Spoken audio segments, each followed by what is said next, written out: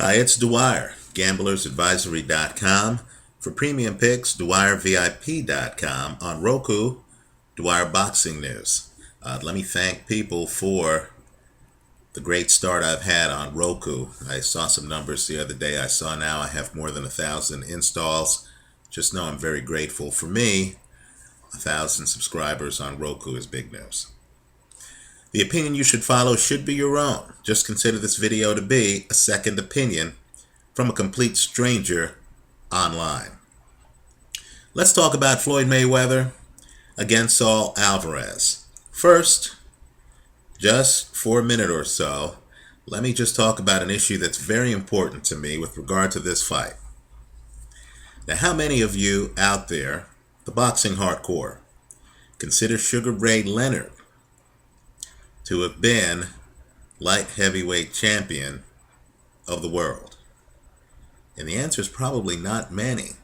I'm sure most of you are scratching your head and are saying, did Ray Leonard ever fight for the title at light heavyweight? Well, sadly, they had a catchweight. He fought light heavyweight champion Donnie Lalonde, and neither guy was allowed to weigh more than either 167 or 168 pounds for the fight.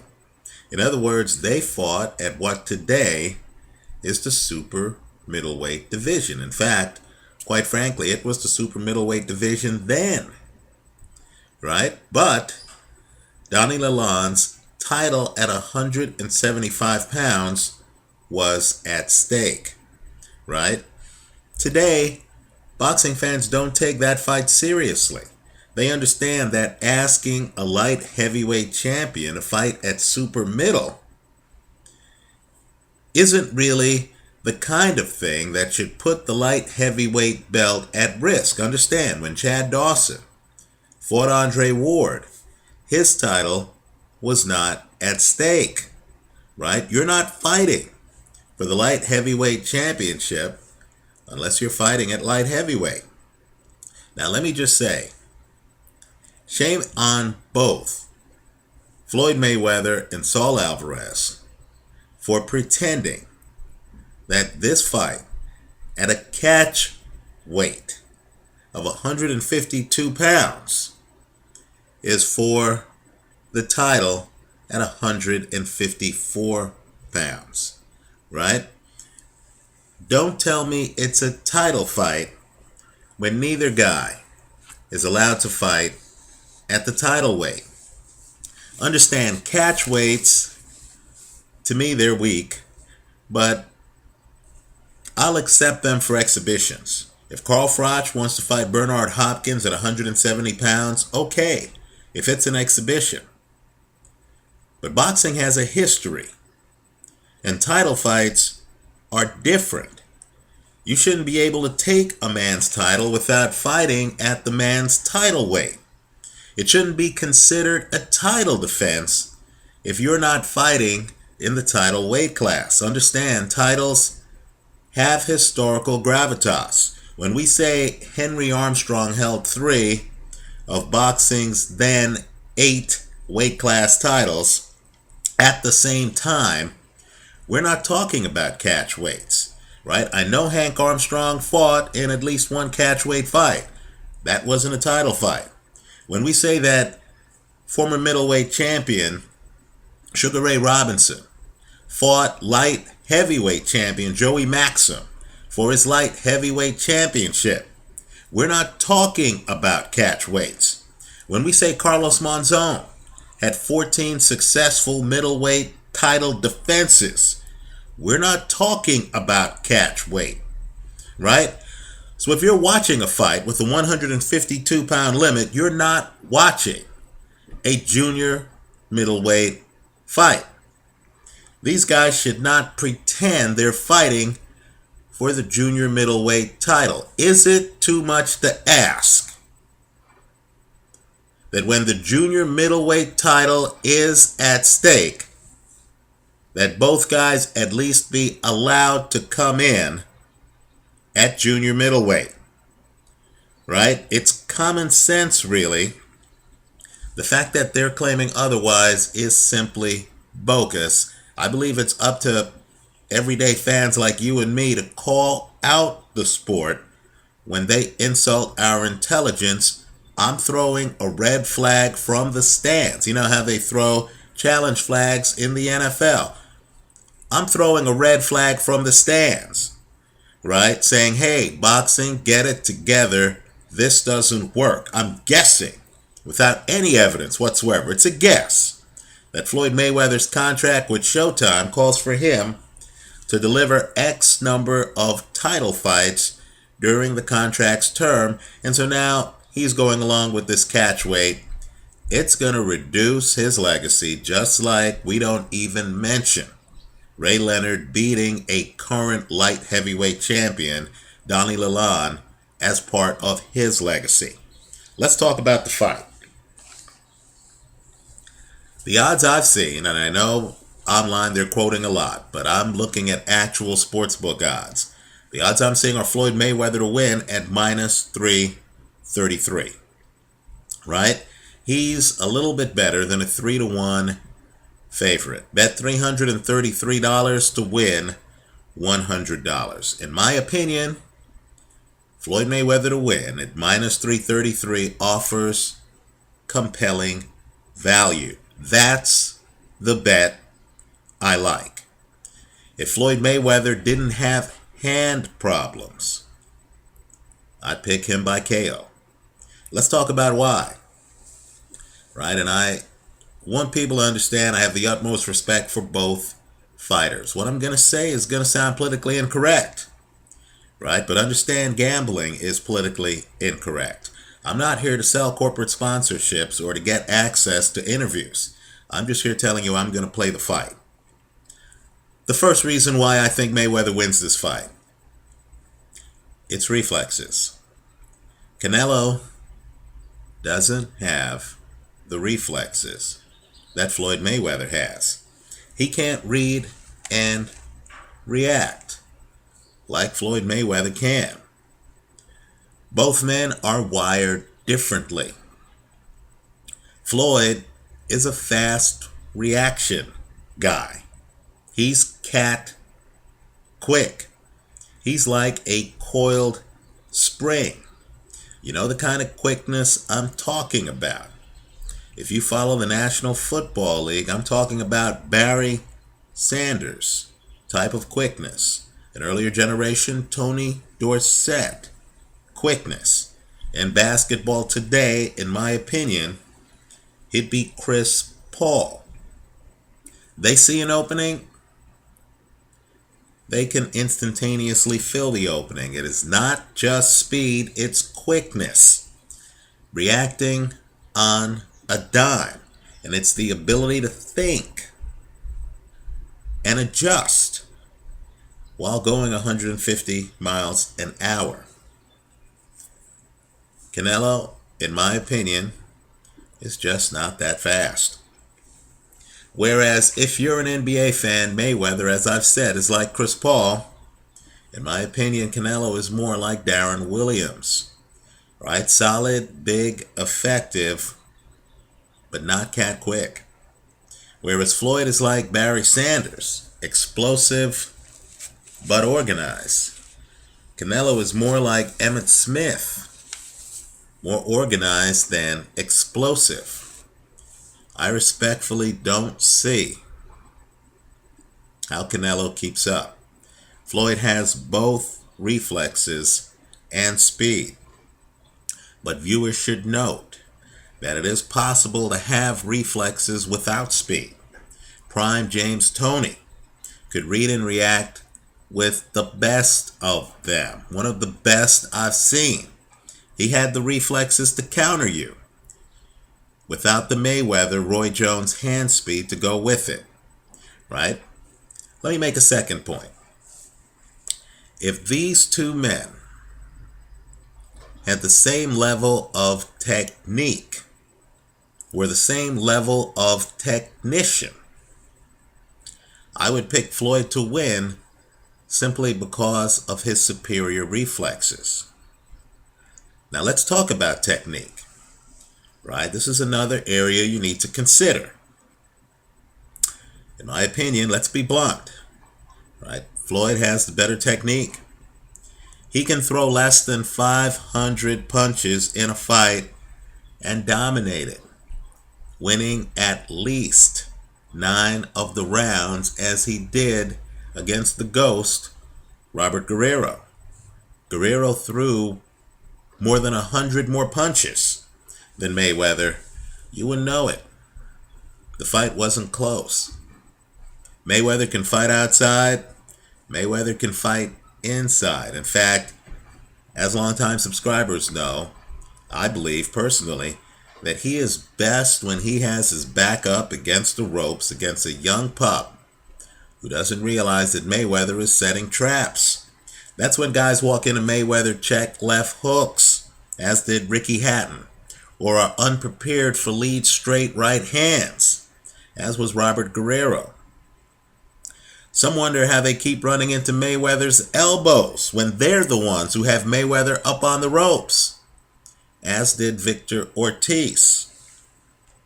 Now let's just be diplomatic here. Canelo isn't Floyd with his back up against the ropes, nor is Canelo Floyd in the middle of the ring. Now understand, double check me on this, but Mayweather is so dominant that in his last 4 fights that went the distance, we'll throw out his KO of Victor Ortiz. In his last 4 fights that went the distance against Robert Guerrero, Miguel Cotto, Shane Mosley, and Juan Manuel Marquez, understand that not according to me, but according to the judges, none of the judges in any of those fights had Mayweather's opponent within 5 rounds of him. That's 3 judges per fight, 4 different fights, and not one had any of Mayweather's opponents within 5 rounds of him. By the way, Marquez, Mosley, and Cotto are surefire Hall of Famers. Now, Canelo looked good in his last fight against Austin Trout. I personally thought he lost the fight. Let's be blunt. He looked a lot better than I thought he looked. Ring generalship matters a great deal. I made a post-fight video, but I thought he lost the fight. The judges disagreed with me. The closest judge had him winning 115 to 112. Here's what stood out to me. Canelo has improved his defense tremendously. He is much better today at moving his head. Right? Canelo can fight off the ropes, and he's comfortable over by the ropes. He doesn't panic if you cut off the ring on him. Right? Canelo can also knock you down from distance. He has what I call mobile power. Right? He can throw a straight hand, and when it gets there from far in front of him, it's still a powerful punch that can knock you down. Right? I'm not sure if Austin Trout knew what hit him when he hit the canvas in the fight. Also, Canelo can neutralize speed somewhat with his jab and lateral movement. It's a mistake to think that Canelo sprouts roots in the canvas. He actually moves, and he can move behind a jab. Also, Canelo can land to the body. Right? He has upped his body attack. He's actually a devastating body puncher. But, and it's important, Canelo still takes off portions of rounds. He doesn't have the fitness of a Floyd Mayweather. When this fight gets to the later rounds, I believe that difference is going to start to show itself. Now let me make just a few more points. I see I'm 15 minutes in already somehow. When a slower hand speed guy fights a faster hand speed guy, the slower guy needs a technique advantage and a volume advantage to stay competitive on the scorecards. Now, yes, knockouts are possible, but that's outside of the scorecards, right? You get a knockout regardless of what the judges are scoring. We're talking about on the scorecards. Here's what you need to consider. Let's compare and contrast Canelo Mayweather with Kessler Froch 2. Understand, in that fight, right, Mikhail Kessler throws 497 punches. Now understand, as low volume as that sounds, did you know that that's still more than 60 more punches than Saul Alvarez threw against Austin Trout? Now, to beat Kessler, what Froch, who had lower hand speed, had to do was Froch had to literally beat him with technique, and Froch had the technique. That jab is popping in the first 3 rounds of that fight. And he also had to have significantly more volume than Mikhail Kessler. Now understand, the fight's close as it is, but the volume gap's noticeable. Kessler, 497 punches thrown. Froch, 1,034. Right? The slower guy literally had to have the technique advantage and had to have the volume advantage. Now, ask yourself, really, who has better technique in the sport of boxing than Floyd Mayweather? Right? Good luck having a technique advantage. Right? More importantly, though, and here's the catch. You know, Mayweather's low volume, but Canelo's low volume. Canelo's not going to have a volume advantage on Floyd Mayweather. He simply isn't, right? And that's really bad, because let's talk about accuracy. Understand, when we talk about accuracy, Floyd Mayweather is one of the first names in the sport.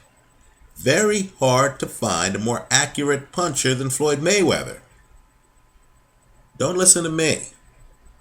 Go look at the CompuBox numbers for Mayweather's fights. Right? His accuracy is noteworthy. Against Robert the Ghost Guerrero, Mayweather landed 60% of his power punches. Right? So you're talking about a very accurate fighter.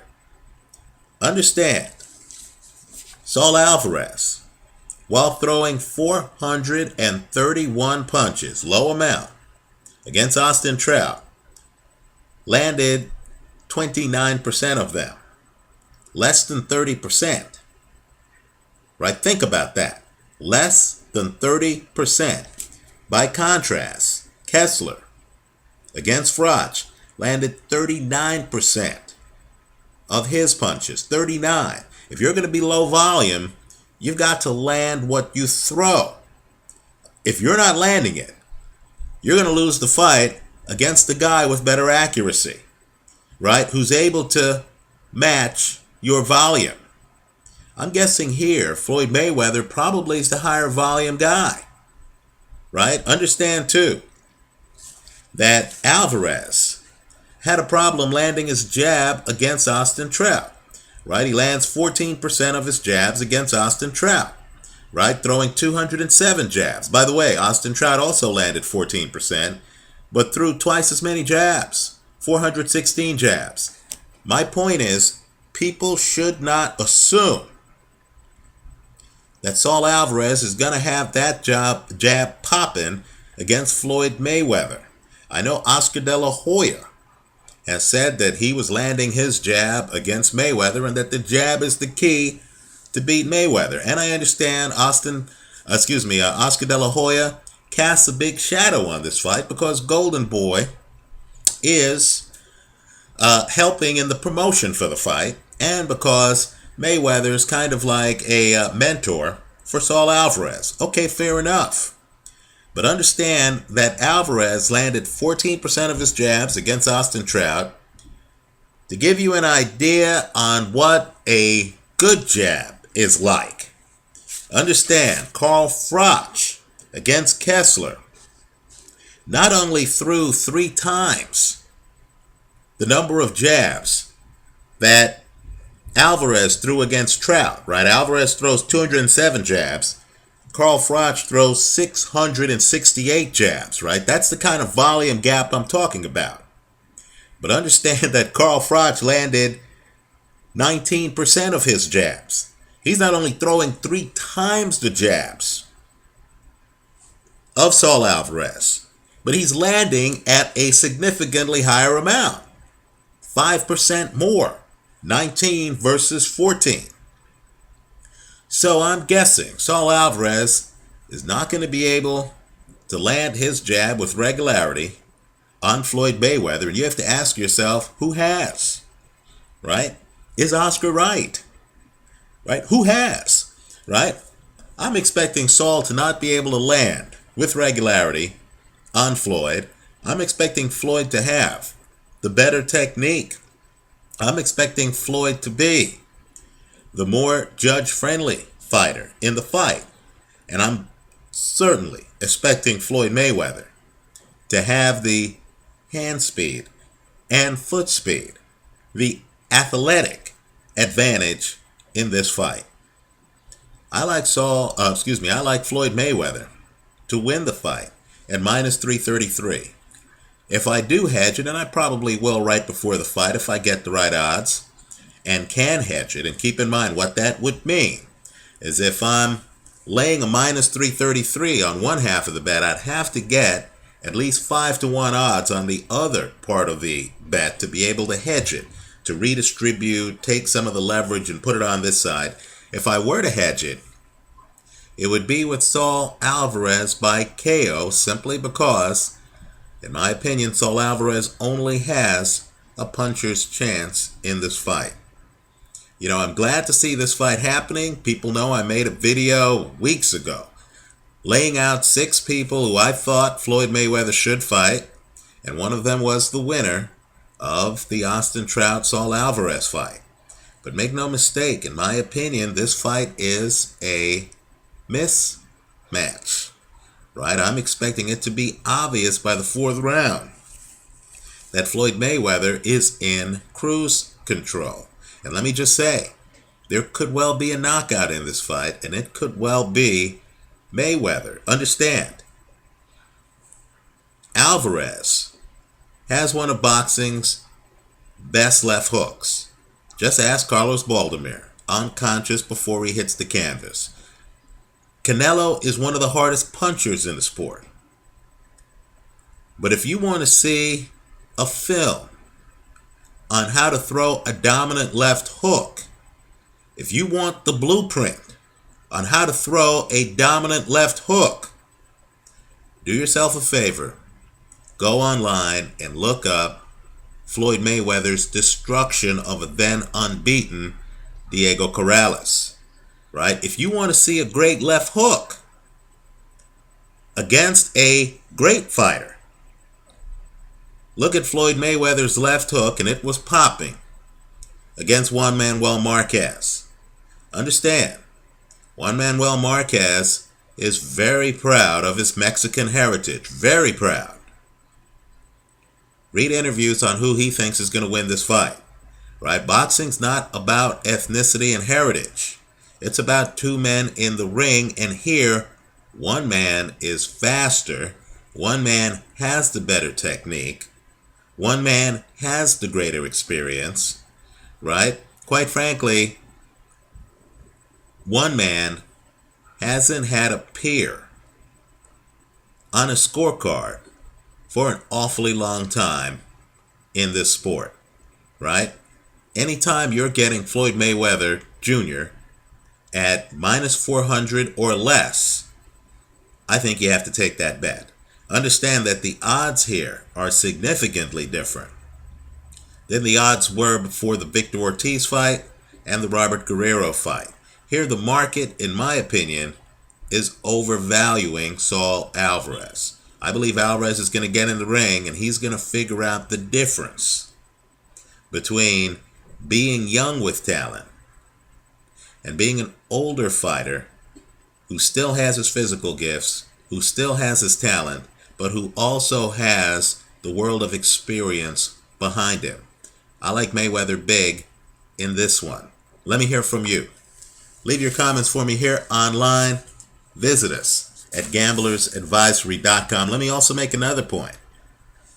I was here comparing Saul Alvarez, 22, to Carl Froch in his mid-30s with a resume that, quite frankly, vastly exceeds Saul Alvarez's. When you see Carl Froch, understand this is Carl Froch, like Floyd Mayweather, after years in the game perfecting his craft, right? A lot of these technician guys, Juan Manuel Marquez, right? Bernard Hopkins, what we're seeing are finished products, right? They were 22 once, right? I'll tell you what, now they probably beat the earlier versions of themselves, right? Because they understand the sport's nuances, right? All I'm saying is the high wire act that Carl Froch pulled off against Mikhail Kessler, right, was possible because Carl Froch has been in the game long enough to know that against Mikhail Kessler, he had to throw over 600 jabs. You need to ask yourself if Saul Alvarez has that awareness going into this Mayweather fight. You also have to ask yourself if Mikhail Kessler is the same level of opponent that Floyd Mayweather is. I think what you have in this fight, comparing it and contrasting it to the Froch-Kessler 2 fight, is a fighter with vastly less experience than Carl Froch, going in the ring against the guy who's faster, more elusive, and more cerebral, quite frankly, and more adaptive, reactive than Mikhail Kessler. I like Mayweather here. Let me hear from you. Thanks for stopping by.